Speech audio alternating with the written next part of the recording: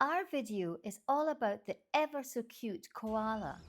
We take you to a koala hospital, show you where they can be found in Australia, what their biggest threats are, and a unique way of supporting them. Let the Koala Fest begin. When I was growing up in Scotland, I had several toy koalas and kangaroos. I still have these two, which I had as a little girl, but my koala has a damaged ear, as my brother affectionately used it to stop me from snoring. I am so glad I kept my cute koala and kangaroo toys, as they kindled my dream of living in Australia and are also fond memories of my childhood spent with my brother. Many years passed until we arrived in Sydney, and I eagerly booked us on our very first trip to a wildlife park in Sydney's west, as I desperately wanted to see a real life koala. I was so overjoyed to cuddle the little koala, even though he was more concerned with sleeping than seeing an overexcited new arrival to Australia. But the trip took a few hours to get there, and if I hadn't acted so hastily, we could have seen koalas in the beautiful Taronga Zoo, a ferries ride across Sydney Harbour. We have visited Taronga many times. They have so many Indigenous animals, and it is a fun-filled day. In Sydney, you can also see koalas at the Australian Wildlife Zoo in Darling Harbour and at several other parks, including the Reptile Park about an hour's north of the city. While visiting Queensland, we also saw koalas in Noosa, Cairns, and at Hamilton Island in the beautiful Whitsundays. Koalas are very fussy eaters and will only eat specific varieties of the over 700 eucalyptus species. Most Australians refer to eucalyptus as gum trees. Also, koalas in Queensland may not eat the varieties loved by koalas in other parts of Australia. Fossils have been found, which are over 20 million years old, of koalas in the New South Wales Queensland border area, suggesting that they first developed here. Over thousands of years, they spread south, down into Victoria, and west to South Australia. Koalas cannot cross the water, which is why they are confined to mainland Australia, but they were introduced to Kangaroo Island in the 1920s and have since thrived there.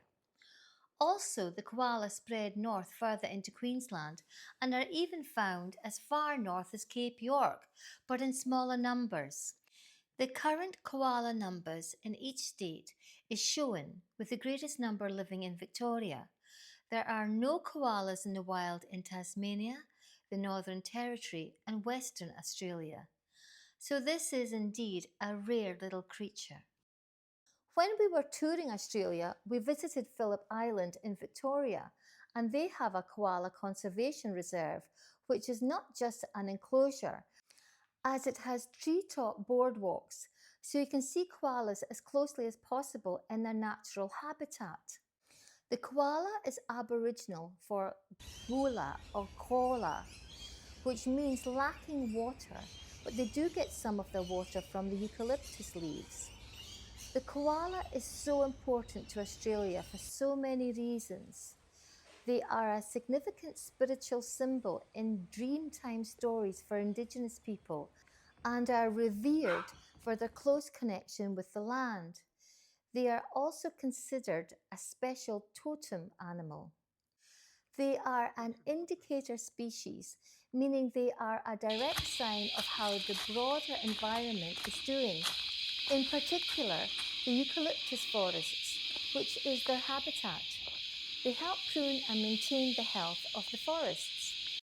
They are an important symbol of Australia and are used everywhere to identify Australia, its products and its tourism. The koala is vitally important to both the Australian economy and its spirit. A recent estimate by the Australian Koala Foundation said they are worth around $3.2 billion annually to the Australian economy. I just love koalas so much, it was a joy for me to visit the Koala Hospital at Port Macquarie, which is about a 4-hour drive north of Sydney. The hospital has interactive attractions and information on koalas. It was a bittersweet visit as we saw some wounded and sick koalas, but they were being lovingly nursed back to health. Koalas that cannot survive in the wild are kept permanently at the hospital. There is a hospital section where koalas are treated and operated on, and several enclosures housing koalas who are recovering and being rehabilitated. They spend most of their lives sleeping to conserve energy, but every now and then they will move and eat before they nod back off to sleep again. Some reasons why koalas needed treatment in the hospital is because they are hit by cars. In koala populated areas, such as the Greater Port Macquarie area, there are koala zones and speed signs which sense your speed and reward you with a smiling green koala if you keep below the speed limit. In housing estates located in koala areas, you will also see many koala signs warning people to slow down. They are also unfortunately affected by diseases like chlamydia and koala retrovirus, which poses a serious threat to their survival as a species. They can also be attacked by dogs, which is one reason dogs are not allowed in most of our national parks in Australia. Their habitat is also being taken away by the increase of property development as Australia's population grows. There is legislation to ensure they are rehomed, as the koala is sadly on the threatened species list. Bushfires have also decimated the koala population in recent years, and many rescued injured koalas are brought to the hospital for treatment.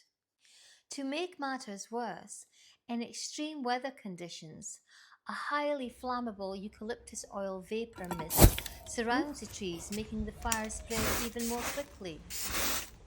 As a gift to my niece in Scotland, we adopted a koala for her. She received an information pack on her koala and a progress report. She loved this and took great delight in showing all her school friends. Information on adopting a koala is in the description.